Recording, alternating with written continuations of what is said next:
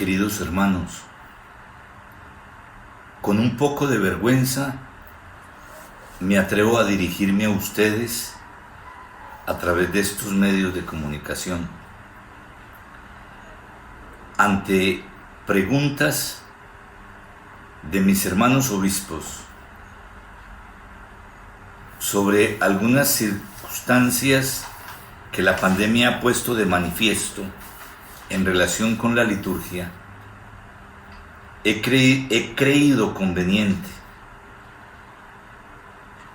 probablemente para algunos les parezca un atrevimiento, dar o colaborar con algunas reflexiones para clarificar en la medida de lo posible. No pretendo en ningún momento tomar decisiones, no pretendo en ningún momento dar elementos definitivos, sino simple y exclusivamente dar algunas aportaciones que nos permitan entrar en diálogo. Los señores obispos, algunos de ellos me han preguntado sobre la comunión en la mano, sobre la comunión en la boca, sobre la comunión de rodillas y, ahora último, sobre la comunión recibida en un pañito que se pone entre las manos para recibir ahí al Señor. Esto nos plantea determinadas cosas. Yo quiero aprovechar esto para dar la instrucción que aparece en los libros litúrgicos antiguos, por lo tanto, en la tradición de la Iglesia. ¿Qué es lo que se ha dado? ¿Cómo se ha dado? Pero partiendo de una cosa, de que estamos también, a raíz del Concilio Vaticano II, en una renovación de la misma liturgia. Y una renovación que ha tenido como punto de partida un elemento muy propio del Concilio Vaticano II que se llama el regreso a las fuentes. Probablemente nosotros esto no lo hemos entendido muy claramente, porque para algunos el regreso a las fuentes planteado por el Vaticano II ha sido simplemente regresar a una de las etapas de la historia de la Iglesia. Muchos han querido regresar solamente a Trento, y fue mucho más audaz la acción que pretendía el Concilio Vaticano II. El Concilio Vaticano II, por los avances de la ciencia y de la técnica, tenía ya mucho más posibilidad de llegar a cómo se hacía determinadas celebraciones en la iglesia primitiva. Y allá ha querido ir a tratar de tomar, en la medida en que fuera más cercana a la experiencia de Jesús, lo que allí se había dado. Eso ha pasado con la Eucaristía, por ejemplo. Para la renovación de la Eucaristía se ha tomado en cuenta el texto que nos narra San Justino, más o menos hacia el año 150, cuando nos presenta cómo se celebraba en Roma una Eucaristía en aquella época. De Justino también hay un elemento que me parece muy importante. Él indica no solamente cómo se celebraba en Roma, sino cómo se celebraba en toda la cuenca del Mediterráneo. Él había nacido en Samaria y conocía todas estas realidades, por lo tanto, es muy enriquecedor lo que San Justino nos presenta de la manera de celebrar la Eucaristía. Pero ahora no nos vamos a detener en la Eucaristía. Pensemos que el regreso a las fuentes no es simplemente un querer regresar ni al Concilio de Trento, ni tampoco a la Reforma Gregoriana, ni tampoco a otra reforma que se llamó la Reforma de la Curia Romana, que existió también en la Edad Media, sino que la Iglesia ha querido regresar porque tenía la posibilidad, frente al avance de la ciencia y de la técnica. Nosotros no teníamos posibilidades de tener los escritos de los padres. La imprenta en el siglo XVI empezó a dar esperanzas, pero sobre todo ahora, hoy por hoy, cuando muchos de los escritos de los padres los podemos tener en nuestra tablet, o en el teléfono celular, o en nuestro computador. Y entonces todo esto nos permite regresar más seriamente a las fuentes de la iglesia primitiva, teniendo a nuestra disposición incluso los escritos bíblicos, que antes no los teníamos a mano. Antes de la imprenta era casi imposible tener una Biblia en mano. Después de la imprenta fue más común, pero tampoco era tan generalizado. Ahora, con nuestros computadores, todos casi que tenemos una Biblia en nuestra mano. Otro elemento que pretende siempre la reforma litúrgica es favorecer el mayor respeto por las acciones litúrgicas de la Iglesia. La reforma nunca ha pretendido favorecer un irrespeto a toda la acción santificadora de la Iglesia. Eso sí, la reforma ha pretendido que desaparezcan en la medida de lo posible algunos elementos que no estaban en la tradición primitiva y que a través de los siglos se fueron pegando y pegando y pegando a nuestra liturgia, en ocasiones tratando de ocultar la esencialidad de nuestros sacramentos.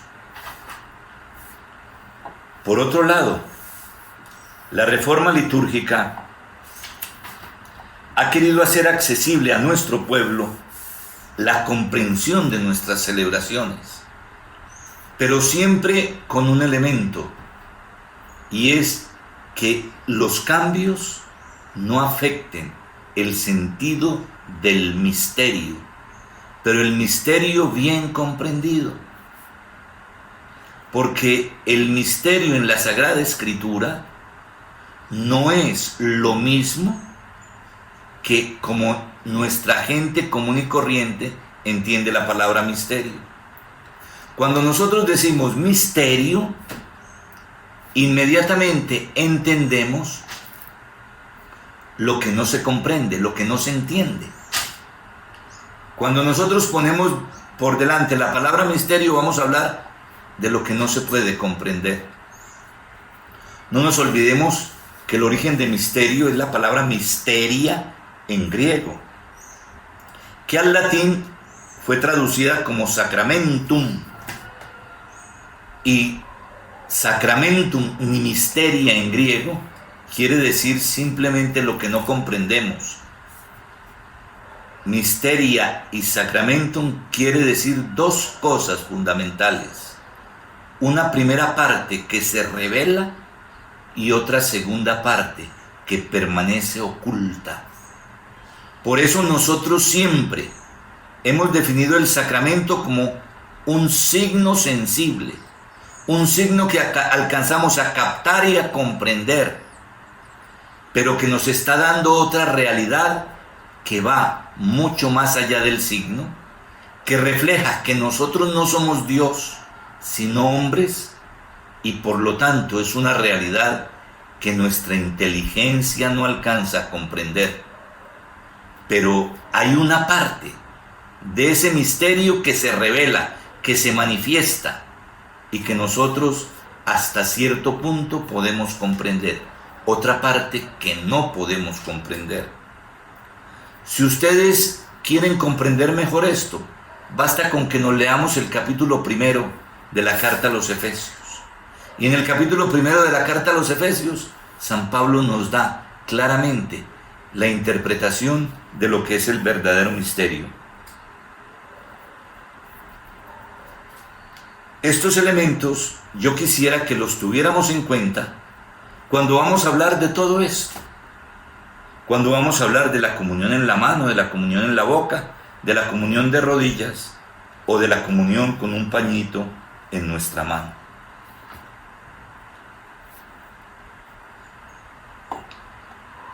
El primer testimonio de cómo se recibía la comunión en la iglesia la tenemos en la tradición apostólica de Hipólito.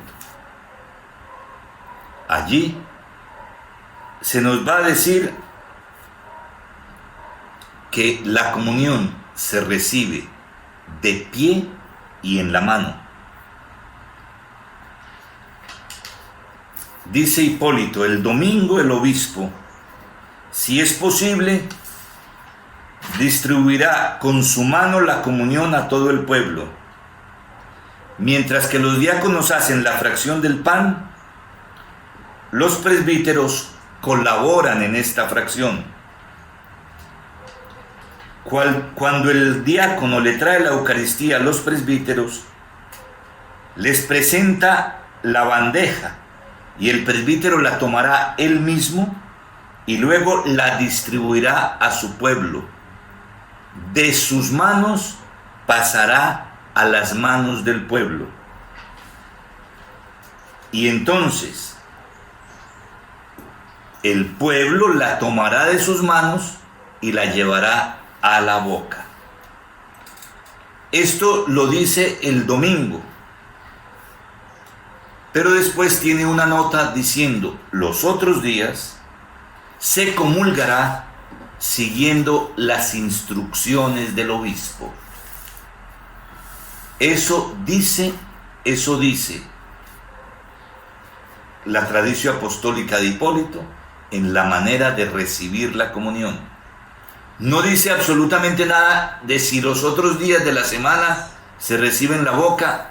No es muy probable, porque no hay un solo texto hasta el siglo X en la patrística que nos indique que la comunión se recibía en la boca.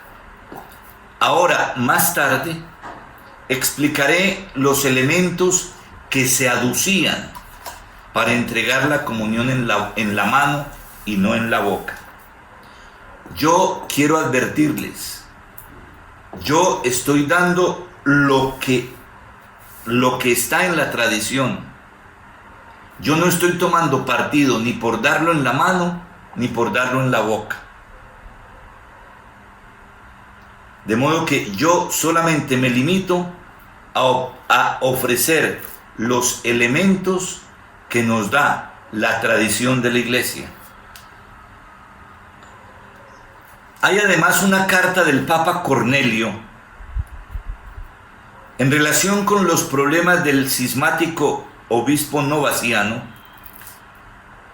que confirma las indicaciones y las informaciones que nos da la tradición apostólica.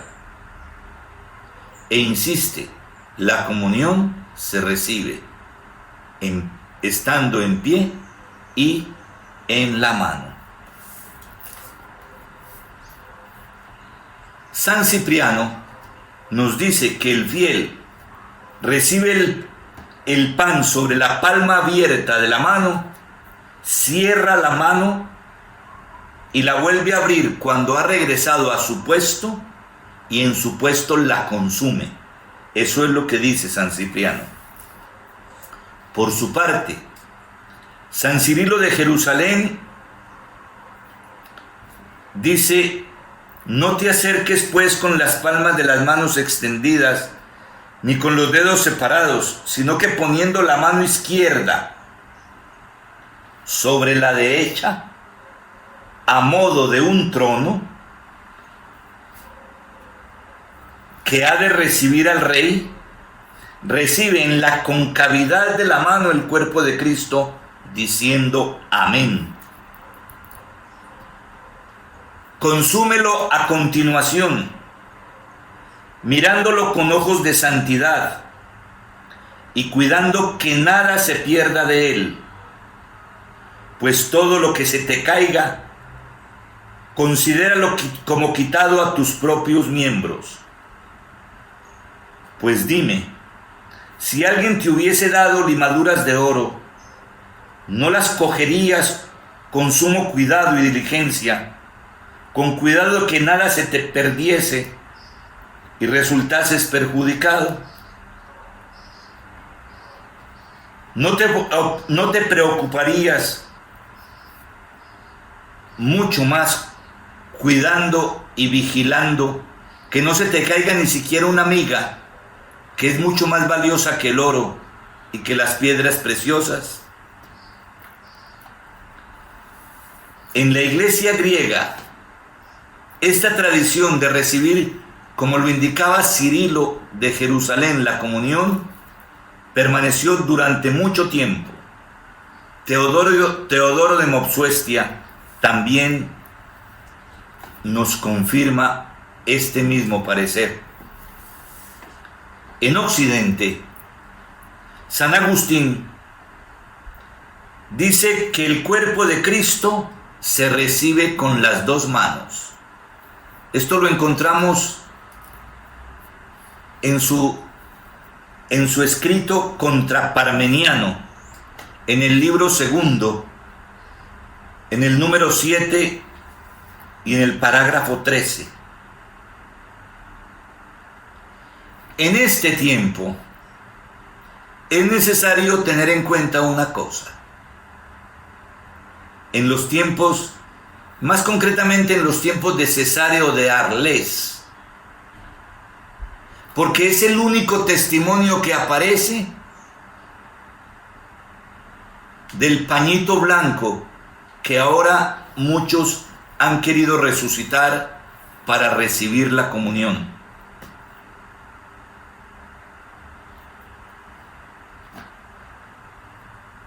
Solo en la región de las Galias, en el sur de Francia, de la actual Francia, a comienzos del siglo VI, se utilizó este trapito.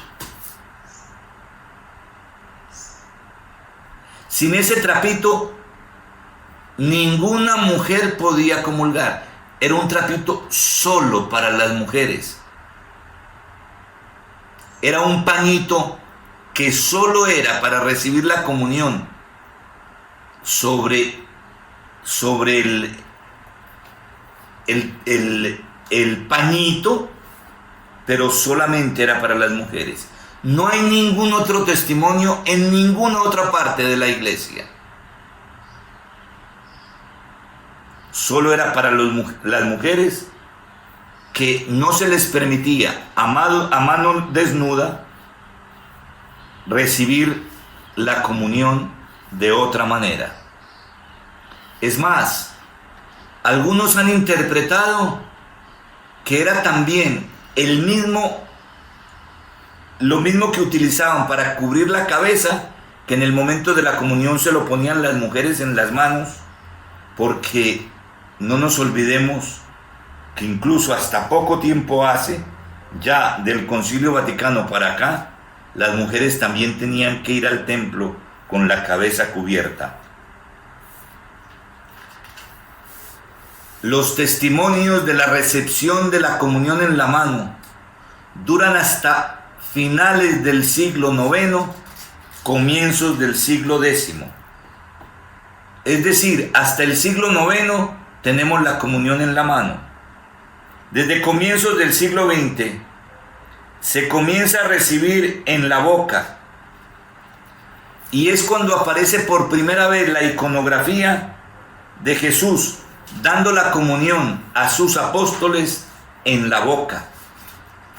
Es anacrónico pensar que desde los tiempos de Jesús se daba la comunión en la boca. Jesús celebra su primera Eucaristía en una cena judía, y en la cena judía el padre de familia, que era el que presidía, entregaba, como todavía lo hace hoy en la Pascua judía, entregaba en la mano el pedazo de pan que cada uno se iba a comer. En el siglo XI se distinguen dos modos de dar la comunión. A los presbíteros y a los diáconos en la mano, al subdiácono, al clero menor y a los fieles en la boca.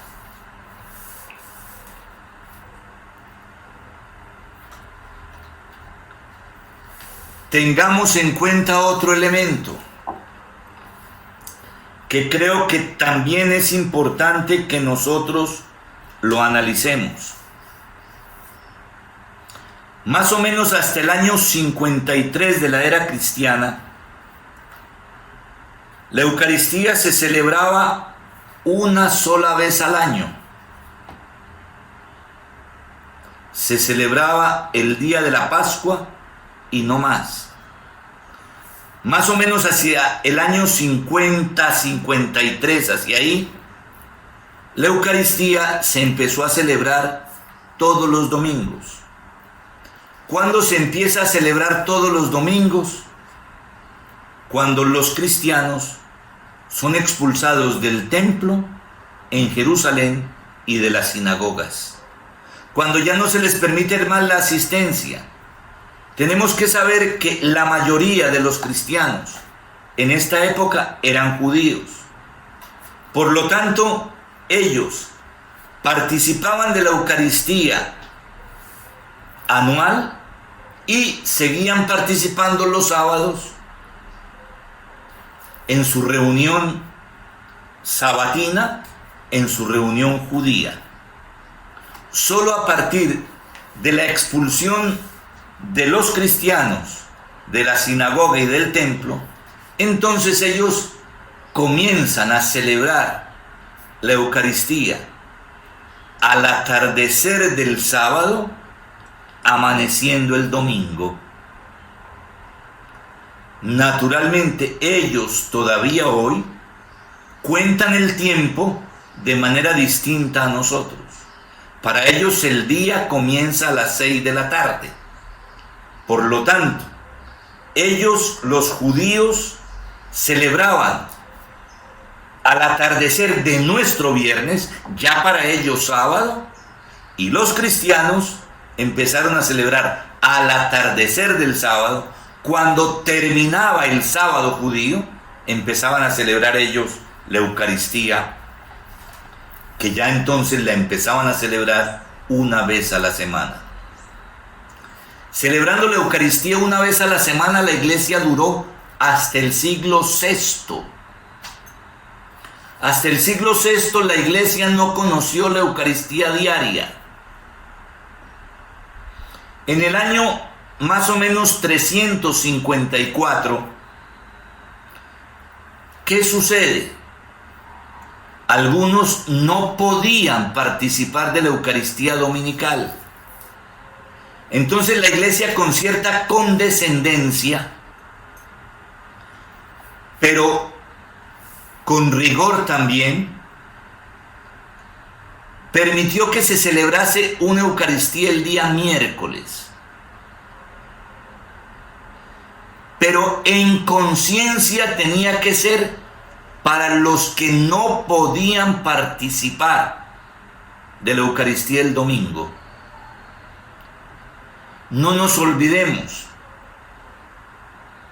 todavía estamos en el tiempo en que la Eucaristía se celebraba en comunidades pequeñas, en las casas, donde en cada una había como tal un presbítero que había recibido la imposición de manos para celebrarle a su comunidad y para presidir con su comunidad la Eucaristía. Cuando ya con Teodosio en Oriente y con Graciano en Occidente se da la conversión del imperio por decreto, el número de los cristianos aumenta y se empieza a celebrar, además del miércoles, otra Eucaristía los viernes. Pero esas dos Eucaristías se miraban como excepción y no se miraban como lo normal. Los que podían celebrar solamente el domingo, celebraban el domingo. Los que no, lo celebraban solamente o miércoles o viernes o ya el domingo mismo. Así duramos hasta el siglo VI. En el siglo VI hay una situación un poquito complicada y es lo de la penitencia tarifada. Entre las tarifas de la penitencia se empezaron a colocar un número elevado de misas que el penitente que tenía dinero tenía que mandar a celebrar. Era un número abultado de misas. Y entonces se empieza a dar un fenómeno. Primero, para que se puedan celebrar todas esas misas, se empiezan a ordenar presbíteros a los monjes. Y en los monasterios, entonces hay monjes que se pasan el día entero celebrando las Eucaristías. Como esto empieza a llevar adelante la riqueza de los monasterios, entonces también ya cuando empiezan a aparecer las diócesis y las parroquias que lo hacen precisamente en el siglo VI, entonces ya también el clero diocesano le pide a los obispos que no le dejen ese privilegio solamente a los monjes, sino que también les den a ellos la posibilidad de celebrar estas Eucaristías de la penitencia tarifada. Las Eucaristías de la penitencia tarifada son las que dan origen a la Eucaristía diaria.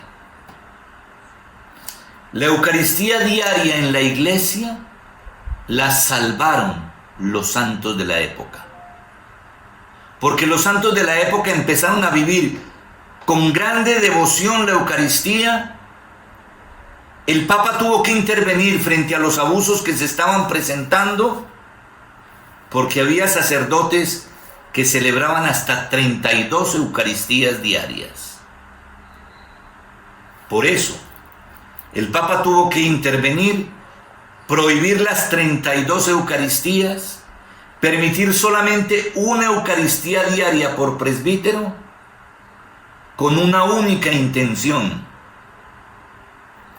Sin embargo, como hecha la ley, hecha la trampa, se inventaron algunas ridiculeces, como fue la tal misa seca, donde seguían recibiendo las mismas intenciones que habían hecho, no faltaban a la ley que les había puesto el Papa, simplemente comenzaban la Eucaristía, iban hasta la presentación de las ofrendas y volvían a regresar al inicio tantas veces como intenciones tuvieran.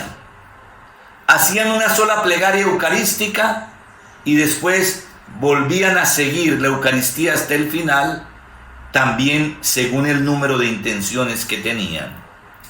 Hecha la ley, hecha la trampa. De modo que, gracias a los santos, la Iglesia pudo tener el verdadero sentido de la Eucaristía diaria. Porque el origen de la Eucaristía diaria se convirtió en un negocio. Esto tenemos que tener en cuenta otra cosa. En todas las Eucaristías no todo el mundo podía comulgar. En la Edad Media era muy normal que una persona se confesara incluso varias veces al día, pero no podía comulgar sino una sola vez al año. solo estaba permitido al pueblo comulgar una sola vez al año. De San Luis Rey de Francia se cuenta que se confesaba 11 veces al día y que comulgaba una sola vez al año. Esto dura en la iglesia mucho tiempo. No nos olvidemos que hasta el Papa San Pío X, la comunión los fieles no la podían hacer todos los días. Tenemos el testimonio de varias de las santas contemplativas que anhelaban la comunión diaria y no lo podían hacer. A Santa Teresita del Niño Jesús, el Papa León XIII le da un permiso especial y muy especial donde le permite comulgar 3 veces a la semana. 3 veces a la semana. Pero era un caso excepcional. Lo más normal era que solamente pudiera comulgar un laico una vez a la semana. La comunión diaria para el pueblo, aparece con San Pío X. San Pío X fue de verdad un reformador enorme en la vida de la iglesia. Sin embargo, fijémonos una cosa. Hasta que no se empezó a recibir en el siglo XI la comunión de rodillas, hasta ese momento,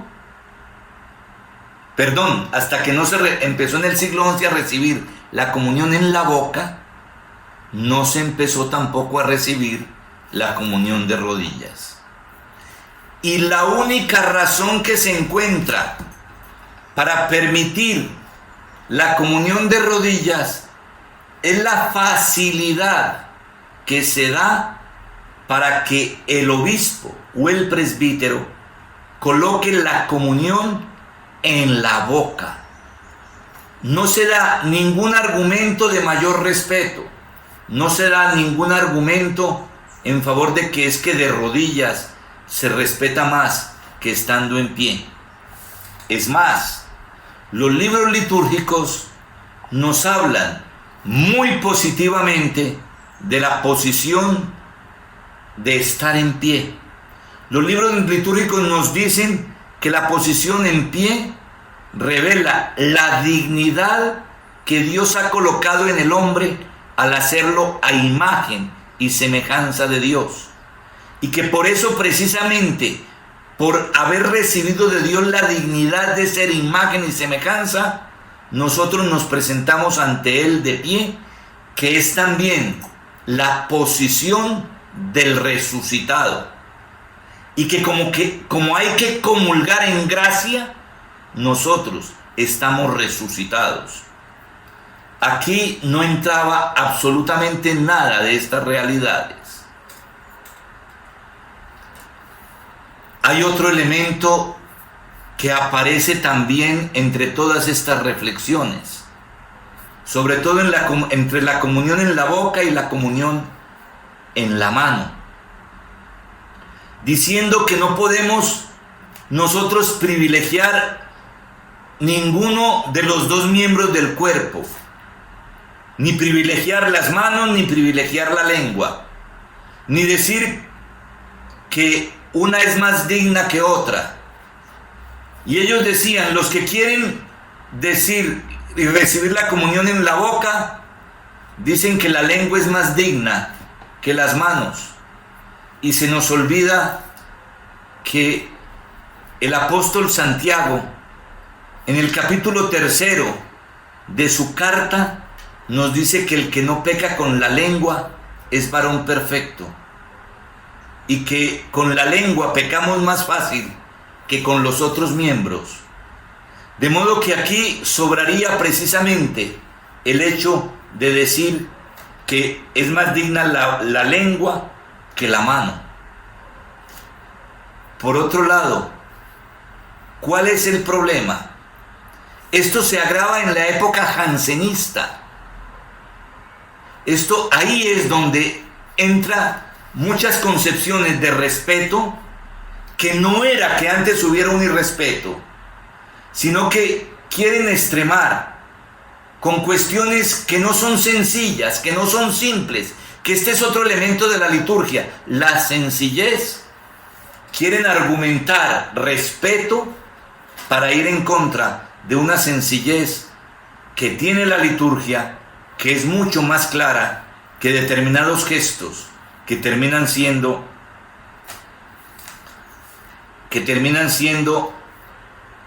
otra cosa distinta.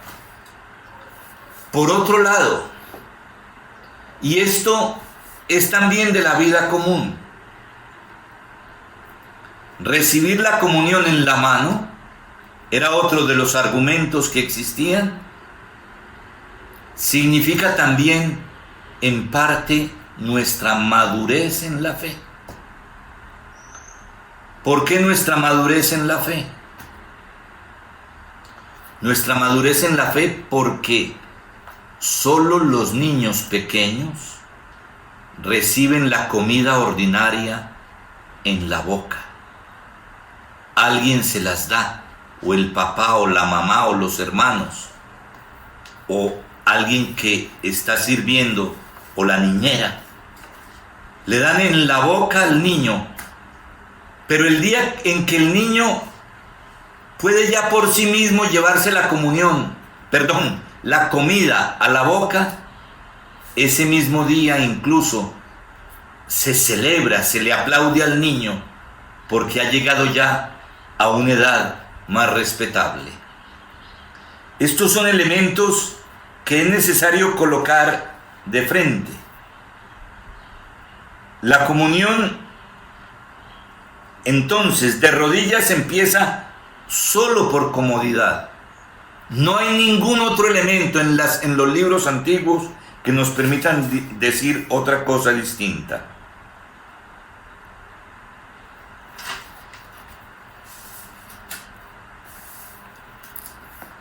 San Agustín nos presenta también diciendo que la comunión debe ser recibida en pie, haciendo una profunda inclinación.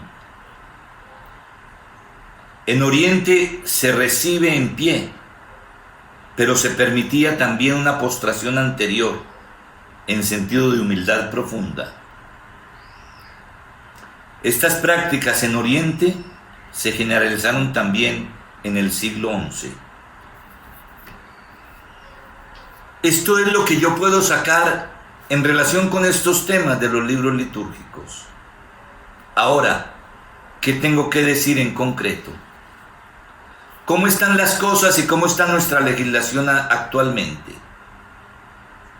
Nuestra legislación actualmente dice que está permitido recibirlo, bien sea en la mano o en la boca. Aquí, infortunadamente, nos hemos empezado a clasificar y a veces con determinadas situaciones entre conservadores y de avanzada. Hermanos, yo aquí quisiera decirles varias cosas, porque hay dos batallas que estamos teniendo que enfrentar a raíz de la pandemia. La pandemia nos lleva a recomendar que se reciba en la mano, que porque es la manera menos peligrosa de contagio, no que sea exenta de posibilidades de contagio. Yo, tanto de recibirla como en la boca o en la mano, no tengo mucho problema. El mayor problema es por el aseo de las manos, que a veces el aseo de las manos no es suficiente, sobre todo en las comunidades nuestras, donde contamos con muchos hermanos que trabajan mucho con las manos y las tienen no siempre en el mejor estado de limpieza. Eso me lleva a mí siempre a pensar en la comunión en la boca. Y otra cosa que me lleva a pensar también a mí en la comunión en la boca son los abusos satánicos que algunos, recibiéndola en la mano, se la llevan para estos ritos y estos cultos. Si damos la comunión en la mano, hay que estar muy pendientes que delante de nosotros comulgue aquel que la recibe en la mano. Ahora, para mí, el mayor problema, lo digo por mi diócesis, el mayor problema lo veo en la comunión de rodillas. Porque ¿qué es lo que yo he descubierto en mi diócesis? ¿Quiénes son los que están exigiendo? Incluso llegando a cosas que la iglesia nunca ha dicho. La iglesia nunca ha dicho que sea un derecho del fiel recibir la comunión de rodillas o de pie. No es un derecho. La comunión no es un derecho adquirido. Es un don que Dios nos hace. Es un regalo de Dios para nosotros. Ninguno de nosotros tiene derecho a la comunión. Es un don inigualable que Dios nos ofrece a nosotros. Yo espero que cuál es también el problema de los que exigen de rodillas. Los movimientos que han surgido en la iglesia, no solamente en la iglesia colombiana, en la iglesia universal, que están rechazando la validez de la elección del Papa Francisco, son los que están pidiendo de manera particular la comunión de rodillas y exigiéndola, y me parece que mal informados, porque quieren hacer depender de las primeras etapas del cristianismo esta comunión de rodillas, solo hasta el siglo XI, y solamente por motivos de facilidad y practicidad para recibir en la boca, se empezó a recibir de rodillas. Ahora, puede ser tan digna y tan respetuosa la recepción de pie como de rodillas. Aquí el respeto no se puede poner en tela de juicio. El respeto tiene que ser dado. El respeto lo tenemos que favorecer nosotros los que estamos al frente de las comunidades cristianas. Pero a mí me preocupa mucho más el hecho de que vayan en contra de la unidad de la iglesia y quieran cuestionar de esta manera el recibir de rodillas y en la boca exclusivamente la comunión.